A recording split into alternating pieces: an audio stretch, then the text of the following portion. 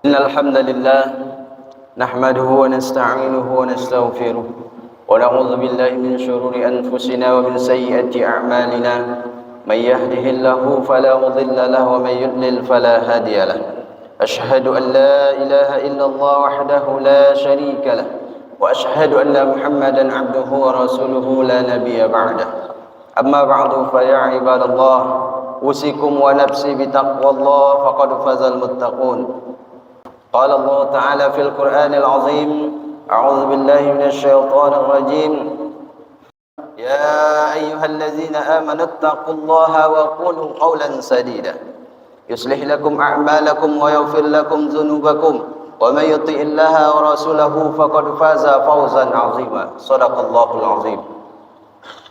Bersyukur kepada Allah atas segala nikmat dengan ucapan alhamdulillahirabbil alamin. Bersyukur pula kita hendaknya dengan perbuatan kita, yakni kita laksanakan apa yang Allah perintahkan dan kita jauhi apa yang Allah larang. Kita perbanyak pula bersolawat kepada baginda Nabi. Allahumma salli ala Sayyidina Muhammad wa ala ali Sayyidina Muhammad. Assalamu alayka ya Rasulullah. Ramadan telah berlalu meninggalkan kita. Maka bagaimana selanjutnya? What next? Apa yang terjadi selanjutnya? Kemarin selama Ramadan itu kita menyaksikan bagaimana masjid-masjid penuh setiap waktunya. Terutama ketika sholat Isya. Ramai jamaahnya. Juga di waktu subuh, terutama di hari pertama Ramadan, hari kedua, hari ketiga, sholat subuh seperti sholat Jumat ramainya.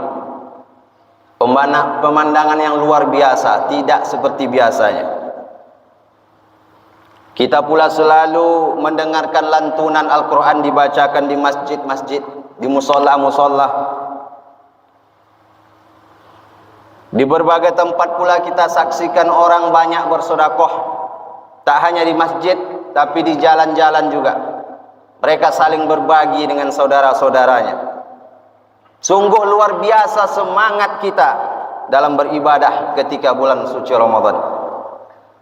Tapi dengan tenggelamnya matahari tanggal 29 Ramadan kemarin, membuat semuanya juga seolah ikut tenggelam. Semangat kita dalam beribadah pun juga ikut tenggelam. Terlihat bagaimana keadaan di masjid-masjid ketika sholat berjamaahnya. Kembali sepi. Yang ada, yang hadir, orangnya itu-itu saja. Jamaah inti. Yang dulu sebelum Ramadan mereka rajin datang, setelah Ramadan mereka juga orangnya. Tak ada tambahnya. Kadang terlebih lagi sholat subuh, sedih kita.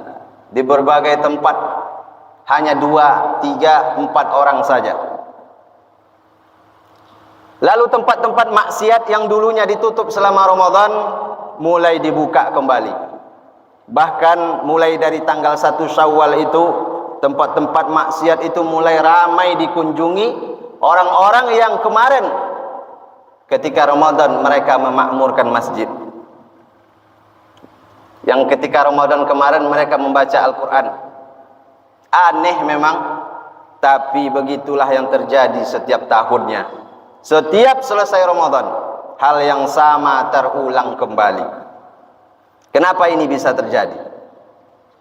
Karena memang ketika masuk 1 Syawal itu, maka setan-setan pun lepas dia dari penjara. Bebas dia dari belenggu yang mengikatnya selama Ramadan.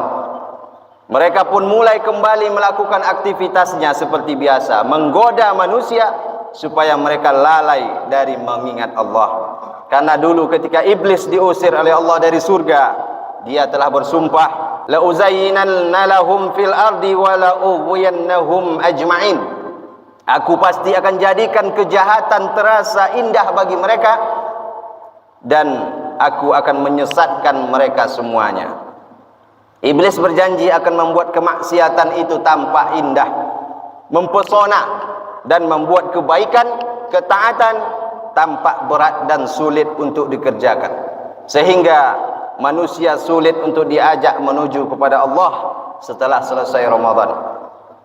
Kenapa di bulan Ramadan mudah sekali kita beribadah, mudah kita puasa, 29 hari bisa kita puasa, tapi 6 hari di bulan Syawal betapa berat rasanya. Atau Senin Kamis di hari biasa sulit. Di bulan Ramadan ringan kita sholat malam, sholat tarawih 11 rakaat, ada pula yang 23 rakaat, ditambah lagi tahajud sebelum sahur. Tapi selesai Ramadan 2 rakaat tahajud saja sulit, berat. Atau 3 rakaat witir saja sebelum tidur itu sungguh berat rasanya. Salat berjemaah juga demikian. Ketika Ramadan ringan kita laksanakan 5 waktu pun bisa kita laksanakan. Bahkan subuh yang biasanya sulit ketika Ramadan ringan kita kerjakan. Tapi setelah selesai Ramadan, jangankan subuh, zuhur, asar, bahkan maghrib pun sudah jarang. Baca Quran pun demikian. Ketika Ramadan sungguh luar biasa, 1 hari 1 juz bisa kita baca. Tapi selesai Ramadan 1 juz 1 bulan pun tak ada lagi, tak sempat lagi. Kenapa? Ketika Ramadan mudah kita beramal, berbuat kebaikan, tapi setelah itu terasa begitu berat. Itulah pekerjaan setan tadi. Mereka mulai kembali melakukan tugasnya. Bahkan dia mengatakan, la ughwiyannahum ajma'in. Aku benar-benar akan menyesatkan mereka semua. Bukan berarti yang ustadz akan selamat. Belum tentu yang banyak ibadahnya yang akan selamat. Tapi yang akan selamat adalah illa ibadaka minhumul mukhlasin, kecuali hamba-hambamu yang ikhlas di antara mereka. Maka bagaimana supaya kita selamat dari tipu daya setan itu? Yang pertama adalah kita jaga keikhlasan dalam setiap amal soleh, di setiap perbuatan kita. Luruskan niat dalam setiap amal itu. Kita lakukan hanya karena Allah Subhanahu wa ta'ala saja, bukan karena yang lain. Bukan karena takut atau malu kepada orang, bukan karena mengharap pujian dari orang, bukan karena mengharap keuntungan dunia, keuntungan materi, atau bukan karena sekedar ikut-ikutan orang banyak, tapi murni karena mengharapkan ridha Allah Subhanahu wa taala. Itu yang pertama, kita jaga keikhlasan kita. Yang kedua, bagaimana supaya kita selamat dari tipu daya setan setelah Ramadan? Yaitu dengan senantiasa kita jaga istiqomah iman kita. Karena setan akan terus berusaha menggoda kita, melemahkan iman kita sampai kita terjerumus ke dalam kesesatan. Bagaimana caranya? Dia akan terus dekatkan kita dengan perbuatan dosa. Dia akan terus goda kita dengan berbagai kemaksiatan. Karena sahabat Nabi berpesan, al-iman yazdadu wa yanqus. Iman itu bisa bertambah dan bisa berkurang. Yazidu bit ta'ati, dia bertambah karena ketaatan. Wa yanqusu bil maksiati, dia berkurang dengan kemaksiatan. Maka setan akan terus mendekatkan kita dengan perbuatan-perbuatan dosa. Maka kita jaga kadar iman kita itu dengan selalu kita jaga ketaatan kepada Allah Subhanahu wa taala. Allah Subhanahu wa taala sayang sama kita. Allah tahu kita ini manusia yang lemah, maka Allah jadikan bulan Ramadan itu untuk kita mengisi ulang iman kita, untuk kita meningkatkan iman dengan berbagai ketaatan selama bulan Ramadan. Maka setelah Ramadan harusnya iman kita itu sudah full, sudah terisi penuh. Dan iman yang sudah penuh itu harus bisa kita pertahankan dengan tetap istiqamah dalam ketaatan beribadah kepada Allah Subhanahu wa taala. Maka kuncinya adalah istiqamah. Meskipun memang mudah diucapkan tapi berat dilaksanakan. Tapi Nabi sudah mengajarkan kita bagaimana caranya. ahabbul a'mali ila Allah taala adwamuha wa in qalla. Amal yang paling dicintai oleh Allah taala adalah amal yang dilakukan terus menerus, continue, berkelanjutan, walaupun itu sedikit. Yang dulu baca Quran ketika Ramadan, maka dibaca lagi Al-Qurannya. Kalau dulu 1 juz 1 hari, tak sanggup lagi sekarang setengah juz. Tak sanggup juga 1 lembar, tak sanggup juga 1 halaman. Tapi terus kita baca, jangan kita tinggalkan. Tak bisa kita full 5 waktu untuk berjamaah ke masjid ini. Mungkin siangnya kita sibuk, zuhur, asar tak bisa. Maka paling tidak usahakan maghrib, isya dan subuh kita berjamaah ke masjid kita ini. Siapa lagi yang akan meramaikan masjid kita ini, yang akan menghidupkannya dengan sholat berjamaah kalau bukan kita?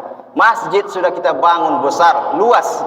Kalau tidak kita makmurkan dengan sholat berjamaah, hanya akan mengundang murka Allah Subhanahu wa ta'ala. Yang dulu setiap malam kita dengarkan tausiah, ceramah, kajian ilmu, maka setelah Ramadan paling tidak sekali sepekan kita hadiri majelis ilmu, supaya tetap mengingatkan kita, tetap menjaga iman kita, tetap istiqamah kepada Allah Subhanahu wa ta'ala. Yang terakhir, selanjutnya yang ketiga, bagaimana supaya kita bisa selamat dari tipu daya setan setelah Ramadan, yaitu dengan selalu kita berdoa kepada Allah Subhanahu wa ta'ala. Kita mohon perlindungan dari Allah Subhanahu wa ta'ala. Dalam bulan Ramadan memang doa itu mustajab, tapi setelah Ramadan, di luar Ramadan juga ada waktu-waktu mustajabnya doa. Antara azan dan iqamah, di sepertiga akhir malam, 1 titik di hari Jumat, maka manfaatkan waktu-waktu itu untuk berdoa kepada Allah Subhanahu wa ta'ala. Minta kepada Allah apa yang kita inginkan. Minta kepada Allah agar kita selalu istiqamah, karena sesungguhnya kita tidak akan mampu untuk istiqamah kecuali dengan bantuan Allah Subhanahu wa ta'ala. Maka dalam solat itu kita ikrarkan, kita nyatakan, iyyaka na'budu wa iyyaka nasta'in. Hanya kepada Engkau kami menyembah dan hanya kepada Engkau kami minta tolong ya Allah. Karena sesungguhnya kita tak akan mampu datang ke masjid ini kecuali Allah yang menggerakkan hati kita, Allah yang memberikan taufik dan hidayahnya kepada kita. Maka kita senantiasa perbanyak berdoa kepada Allah. Ya muqallibal qulub, wahai Engkau Allah yang maha membolak-balikkan hati, tsabbit qulubana ala dinika wa ala ta'atika. Kokohkan hati kami selalu dalam agamamu dan dalam ketaatan beribadah kepadamu. Rabbana la tuzigh qulubana, jangan Engkau palingkan hati kami ya Allah, ba'da iz hadaitana, setelah Engkau beri kami hidayah. Mudah-mudahan kita termasuk hamba-hamba yang ikhlas dalam setiap amal soleh dan bisa terus istiqamah dalam iman dan dalam ketaatan beribadah kepada Allah Subhanahu wa ta'ala, sehingga kita selamat terjaga dari tipu daya setan setelah Ramadan ini. Amin ya rabbal alamin.